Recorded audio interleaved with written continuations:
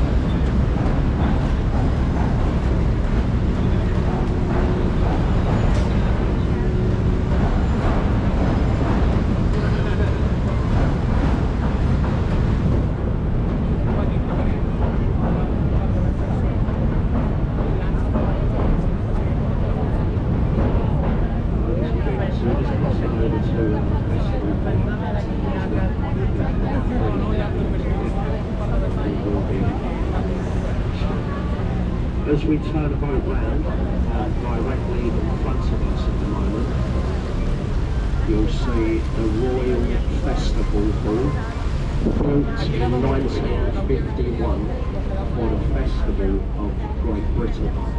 It is a completely soundproof building with the terrible noises of the trains which run directly alongside. So we're just going to make a short stop here, folks, as soon as we leave, and we'll be right back with you.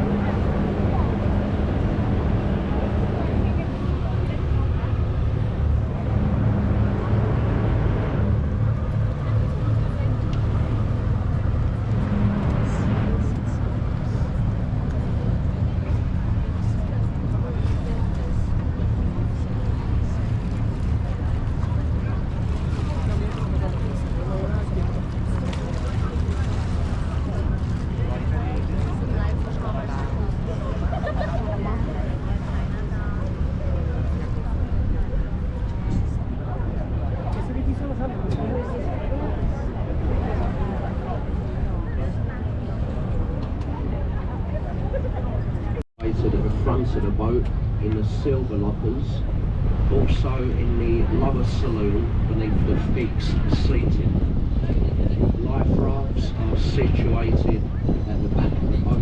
They can be launched by a crew member or also float freely. Emergency exits in the saloon are the windows and doors. They will slide to open. And for those of you on the open top deck, just use your own imagination. Apart from that, sit back and enjoy the journey. As we carry on through the city of London, we'll carry on pointing out points and places of interest, hopefully to make the journey a little bit more enjoyable.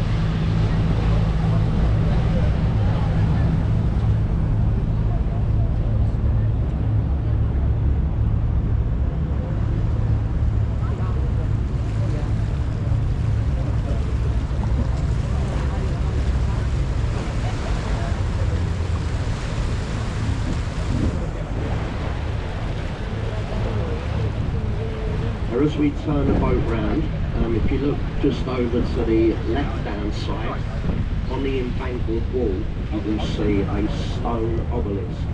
This is the Cleopatra's Needle, given to us by an Egyptian for Nelson's victory over Napoleon at the Battle of the Nile. They do say the needle is older than London itself. It's over 3,500 years old. Also on the left-hand side, behind the trees, a white building with the green tiled roof. That is the rear entrance to the world-famous Savoy Hotel. To stay in the penthouse suite of the Savoy, that's the whole top floor. That will cost you over £10,000 a night. You do get a full English breakfast with 2 sausages. Now the bridge we're about to go beneath is the Waterloo Road Bridge. It's more affectionately known as the Ladies' Bridge. Now when the bridge was built, it was built by 80% female ladies due to the fact they members away in the armed forces. The ladies faced the bridge with a very expensive self-cleaning Portland stone. Every time it rains in London, the face of the bridge will clean the sea. It was also the only bridge to be built on time and under budget. So as you can see, the ladies of London, they really did do a fantastic job building this bridge. Now if you look directly on the left-hand side, behind the trees, a large white building with a small green dome in the centre is called Somerset House. It's where we used to hold all births, marriages and death certificates. It used to be known as Hatcham, Matcham and Spatcham. It's now Hatcham, Bean and River. If you look over to the right-hand side, all the area to our right is called South Bank. Now this is a riverside route. You can walk all the way from the London Eye, which is behind us, right the way downstream as far as Tower Bridge. When the sun is shining, it is a lovely walk along the river. There's lots of things to see and do over there. Lots of street entertainers, street and milk bars. This little area to our right is a little bit like Covent Garden. There's loads of little bars and restaurants. That is a nice walk along the river when the sun is shining. Now if you look over to the left-hand side, you'll see a white ship with the yellow funnel, the Wellington. She saw action during the Second World War. She was running supplies across the Atlantic, disguised as an hospital ship. Now if you look directly behind the Wellington, you can see the stone archway on the embankment roof. And also to the left, you can see 2 silver dragons or griffins, one either side of the road.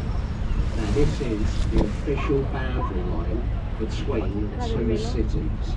The city of Westminster we're just about to leave, and the city of London that we are just about to enter. Now if you look over to the right hand side, you'll see a red brick building with the OXO tower. Many years ago, it was illegal to advertise on the banks of the River Thames. OXO come up with a very clever idea, installing their logo in the shape of windows. Of a night, when they turn their lights on inside the tower, the word OXO shines out red over most of London. Now that building comprises of a few different things. The bottom floor is a small shopping centre. The top floor you can see the glassed-in view gallery. That's an Harvey Nichols restaurant. And the middle of the building is unaffordable housing. Now if you look directly on the left-hand side, just behind the workings there to our left, you'll see a white building with a green sloping roof and the black pinnacle on the top. This is the old City of London School for Boys. Lord Asquith, he used to go to this school. Look to the face of the building between the archway windows, you'll see 4 statues. From left to right, these are of John Milton, Sir Isaac Newton, Sir Francis Bacon, and of course, David Beckham. Here's the one on the end with a football and the Gucci jacket. I'm only joking, of course, the one on the end is William Shakespeare. We all know that David never went to school. Now the bridge we're about to go beneath is the Blackfriars Road Bridge. As we pass beneath the bridge, if you take a look either side of the boat, you're going to see 8 red support columns. Now these are what remains from the old St Paul's Railway Bridge. It was built by Isabel King of Greenwich. As you can see, it took the top piece of the number 1 and became unsafe from the modern day trains. They left the support columns in place for fear of undermining the foundations of the other 2 bridges. Lastly, with a group of 3 Blackfriars Railway Bridge. Now as we pass beneath the bridge, if you look over to the left-hand side, dominating London's skyline, you'll see the dome and golden cross of St Paul's Cathedral. It does stand at 365 feet tall, that being 1 foot for each day of the year. It has the second largest unsupported cathedral dome in Europe, and it took 35 years to build. Said to be Sir Christopher Wren's masterpiece.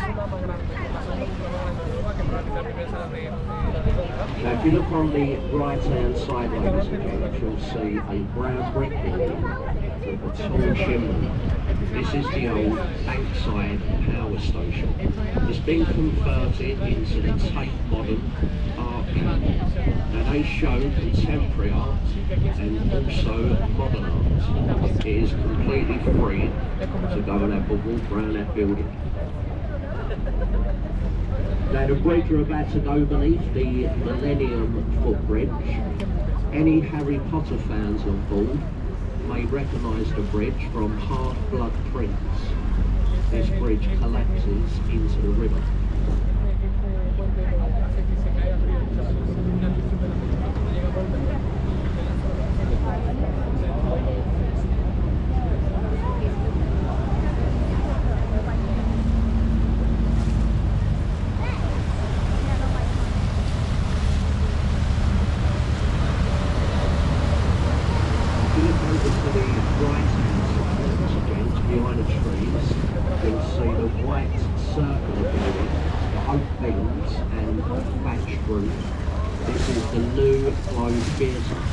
It is a replica of Shakespeare's old globe, opened up by an alleged decree with a seating of 1,600 people.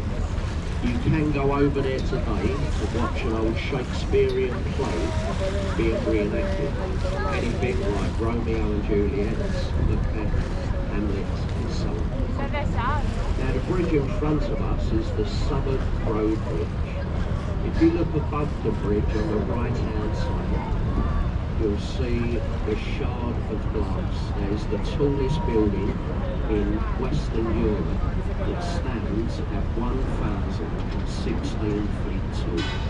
It comprises of many different things. There's a 6-star luxury hotel called the Chandelier, cocktail bars, apartments. If you go up to the 72nd floor of the Shard, there is a viewing platform.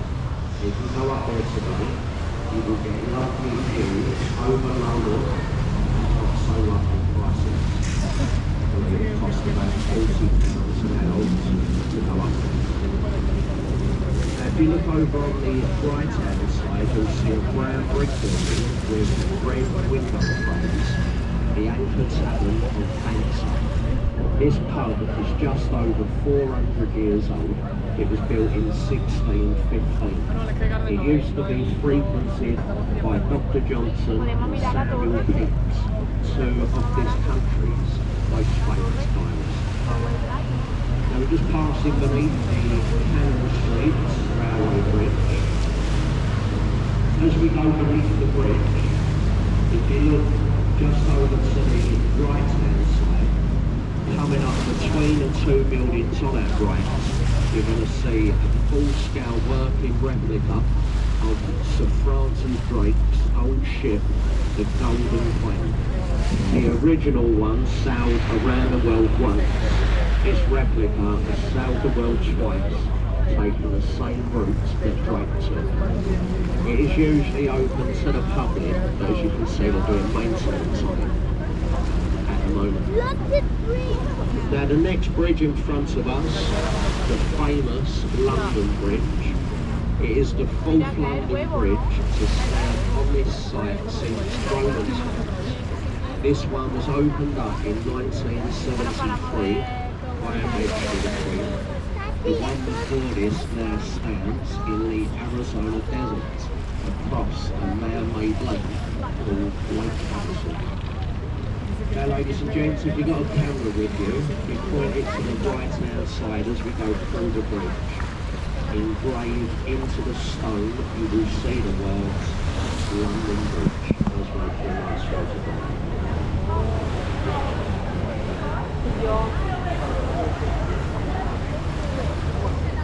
Now if you look over to the left hand side, ladies and gents, look between the two buildings on our left. You're going to see a white column with a golden top. Now this is Sir Christopher Wren's monument to the Great Fire of London of 1666. But also coming up on the left hand side, you'll see a yellow brick building. This is the old Billingsgate Fish Market. A very famous man started his career inside that building. At the time he was 15, going by the name Maurice Micklewhite. He later on changed his name and his profession is now known as Sir Michael Caine. Not a lot of people. Also on the left hand side, behind the trees, you'll see a large white building with 6 black chimneys on the top. Now this is Customs House. If you're caught bringing too much duty free into the country, cigarettes, alcohol, it's all confiscated and stored in the basement of that building where it's then said to be burnt. Now I've worked out here for the last 24 years and I've never seen a puff of smoke coming from those chimneys. I've been told they do have the best Christmas parties anywhere in London. Now ladies and gents, if you look over to the right hand side, we have the C-35 HMS Belfast. The Belfast has 12 guns, 6 at forward and 6 at aft. They are capable of firing a 102-pound shot up to 14 miles. If the Belfast was to fire her guns in air, she could hit targets in places such as Kew, Croydon and Dartford, 14 miles away. Unfortunately, my mother-in-law lives 15 miles away, just outside of Bath. Now the Belfast, it has over 7 different decks to explore, right away from the engine room up to the navigational bridge. It was built in Belfast in the Harland shipyard, the same shipyard that built the ill-fated Titanic. Now if you look over to the left-hand side, ladies and gents, behind the trees we have the world-famous Tower of London. The centre parks are the oldest parks, and that is where you will see 4 towers and a flagpole, known as the Norman's Keep or the White Tower. It dates back to 1078. Been many things in this time, including a royal mint, a royal zoo, a royal observatory, a royal fortress, and a place of execution. 2 of the last people to be imprisoned in the tower was actually the Craze brothers. They was only in there overnight, they were able from the army. Now ladies and gents, directly in front of us we have the gateway to London Tower Bridge. Now try and get a photograph, folks, of the red double-decker bus in the centre of the bridge. Now I'll tell you why, if you go in any of the shops around the tower, you'll buy that on a postcard for about £12. As I say, there is another bus just coming onto the central arch. There in the middle, that will be what you'll buy on a postcard. The Tower Bridge was designed by Sir John Hawke Barry in 1894. The 2 centre spans of the bridge both lie in the region of 1,100 tonnes, and they can be raised into the upright position in just under 90 seconds.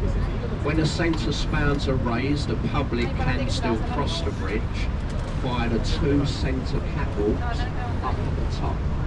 Take a look up there today, you will notice they've installed glass pavements at the top of the bridge. So if you take a look up there, you'll see the people up there today, they'll be taking photographs of you. Also folks, give the people on the bridge a little wave. This is the last bridge on our journey today. I mean, it's a very old tradition. When the old sailing barges used to come down through the bridge, their loved ones would stand up there to wave.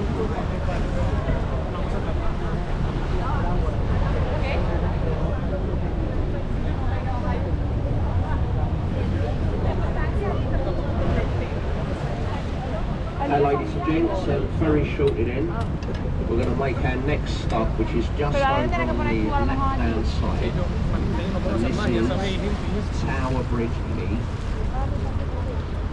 Now once we reach the pier, ladies and gents, anyone on board the boat with Circular Cruise tickets or Tower Bridge Quay, the 1-hour round trip, you do need to leave the boat at this point. You catch a returning boat from here back to Westminster Pier. Now this boat will carry on further downstream to Greenwich. We do not get back to Westminster for another 1.5 hours. So if you only have a 1-hour round trip, you need to leave the boat at this point and catch a returning boat from here back to Westminster. Now as we're going into the pier, ladies and gents, if we can ask everyone, just please try to remain in your seats till the boat is safely moored up alongside, especially children for safety reasons. Now also, if you are leaving us at the tower, take this time to have a little look around your seats. Make sure that you take all your personal belongings with you. Don't leave anything behind that will spoil your day. Now lastly, just a short word about the commentaries. You can probably tell by now anyway, we're not professional tour guides on board these boats, we are only members of the crew. Now we do the commentaries hopefully to make the journey a little bit more enjoyable and hopefully even interesting. If anyone did listen to the commentary, if you did enjoy it, and you may like to show an appreciation for my efforts as a guide, you can do so as you leave the boat just by the exit gate as you go ashore. We'll be there with the captain's commentary bucket. It's just a little tip bucket, that is for any appreciation that you might like to show. There is one thing I'd like to thank you all for, ladies and gents, and that is, of course, your very kind attention. Thank you.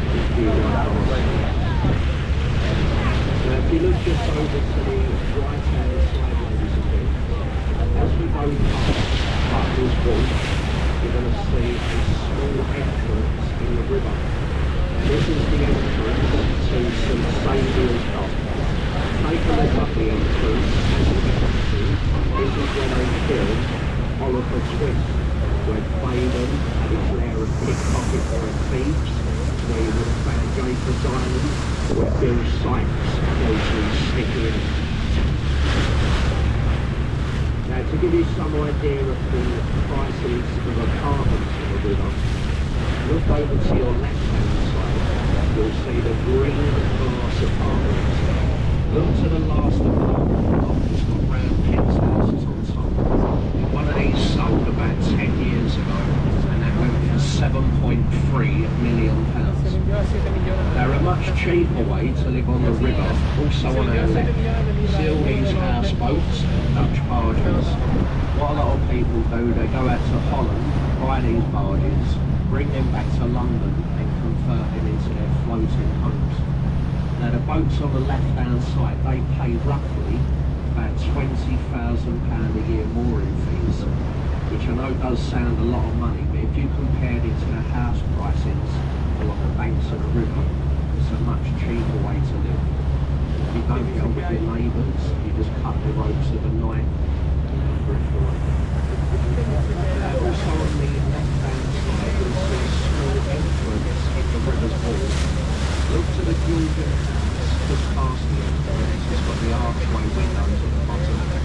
That's the London home of Dame Helen Mirren.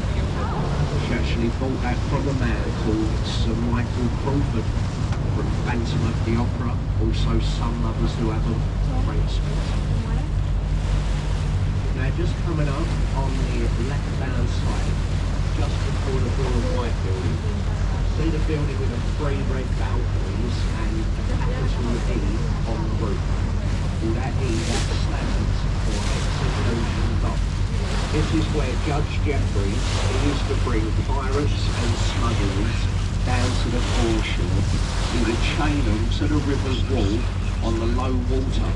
He would then let 3 tides rise over their bodies before they was officially pronounced as well and truly dead.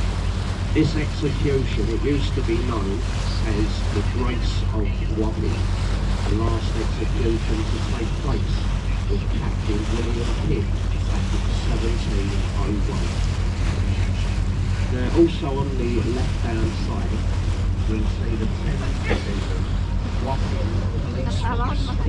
But if you look just behind the police pier, on the left-hand side, as we go past St John's Wood, there's a small pub to our left. If you look to the name at the top of the building, you'll see it's called Captain Pitt, named after the last pirate executed at the Grace of Wapping. If you actually go into the pub, on the back of their menu, it's got Captain Pitt's life story. Now, ladies and gents, do we have any Americans on board the boat today? Anyone from America? Yeah. Well, if you have points of interest, if you look just over to our right-hand side, you'll see a church steeple. That is St Mary's Church of Greenwich. Buried in the grounds of the church is Captain Christopher Jones. He was the captain and part owner of the Mayflower pilgrim ship. So keep looking on our right, you'll see an American flag and a Union flag. Now they're flying just outside of a little white boat which is called the Mayflower. It was named after the ship because this is where the ship set sail. It sailed around to Plymouth to pick up the Pilgrim Fathers. They then sailed on to the New World, which we now know as America. Keep looking on our right, you'll see a blue and white building. If you look just past there to the right, see the orange light green belt on the embankment board. Look to the right hand side of the orange light green belt, just where that brick wall is, you'll see two bronze statues just coming into view. There's a man with a top hat and a small child. If you go over there, in the child's hand, he has an open book. Written in the book is all the crew which went on a maiden voyage to America. As Pilgrim's Park is in the area of Rotherham.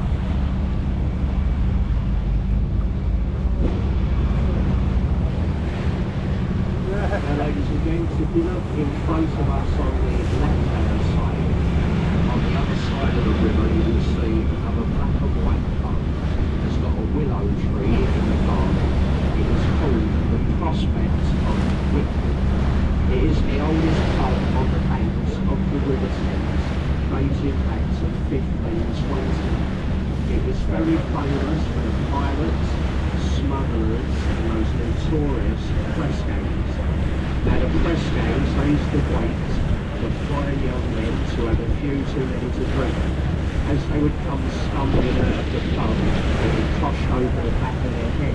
They'd wake up in the morning, press gangs, to avoid danger. The young men didn't want to join the Navy in those days. Their life expectancy would only be about 2 years before dying of scurvy or something far worse.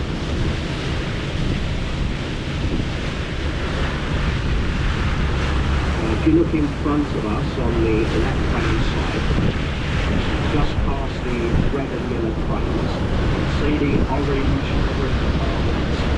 Now these apartments are built on the site of Free Trade Wharf. It takes its name, Free Trade Wharf, because during the plague of London, no ships would come up the River Thames to deliver any goods, fear of catching the plague themselves. Except for one country, that was the Dutch. So nowadays when Dutch ships come up the river, they do come up free of charge. They don't pay no port fees or anything like that. And that is also said to be where that old saying comes from, Dutch courage. Now ladies and gents, if you are ever lucky enough to be able to afford a riverside apartment, go for an old warehouse conversion. If you look over on our right hand side, see this old warehouse, it's got the red crane on the front, closed wall. That's been converted into apartments. The walls of that building are 18 inches solid brick. They are far better built than any of the new apartments that you see today.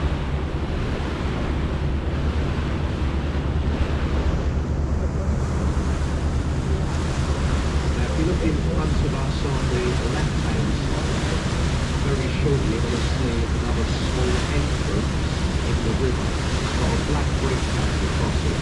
It's called the Maritime. If you was to take a small boat up through the entrance, there is over 2,000 miles of inland waterways that would take you right up to Manchester. They do say that journey would take you about 3 weeks to get to Manchester. We believe it could take you 3 years. There is a pub at every lock. On the journey to Manchester, there's over 300 locks. Some people go through the entrance and never return. Now if you look in front of us on the left-hand side once again, just coming up on the river front on our left, you'll see 2 small white apartment buildings. If you look just before the white apartments, there's a small brown pub. It's got 3 wooden balconies, and if you look to the top of the building, you'll see gold lettering says the grapes. As we get level with the grapes, look up into the small attic room to where Charles Dickens wrote 2 of his famous novels, Our Mutual Friend and Great Expectations. Now that pub has recently been taken over by the famous Shakespearean actor Sir Ian McKellen. So any younger people on board, that's Gandalf and Lord of the Rings. He also lives back there to our left. His house is the one with the yellow statue in the garden. Now in front of us on the left-hand side we have the Canary Wharf complex. You can see there the Canada Tower. That's the building with the pyramid-shaped roof. Now a lot of people actually think that building is called Canary Wharf. As I say, it's actually called the Canada Tower or 1 Canada Square. Now the area takes the name Canary Wharf because this is where ships, they used to come over from the Canary Islands to unload their cargoes, hence the name Canary Wharf. Now if you look over to your right hand side, ladies and gents, you'll see we're just going past Columbia Wharf. Now you may have noticed a lot of this word along the banks of the Thames, the word wharf. If anyone is wondering what that stands for, take a look here. It stands for Warehouse at River Front. Warehouse at River Front. Now ladies and gents, as we've just gone round this next bend in the river, if you look in front of us now or either side of the boat, all you're going to see this part of the river is all the old warehouses which have already been converted into luxury apartments. So other than the price of property, there's not really a lot for me to talk about this part of the river. So this is where I'm going to conclude with a guiding part of your tour. Now we will be approaching Greenwich in about 10 minutes, and as soon as we have Greenwich in our sights, I will pick the commentary back up once again. I will tell you all I know about Greenwich and also the returning boat times today. As I finish up, just a short word about the commentaries. As I said earlier, we are only members of the Now we do the commentaries, hopefully to make your journey a little bit more enjoyable and hopefully even interesting.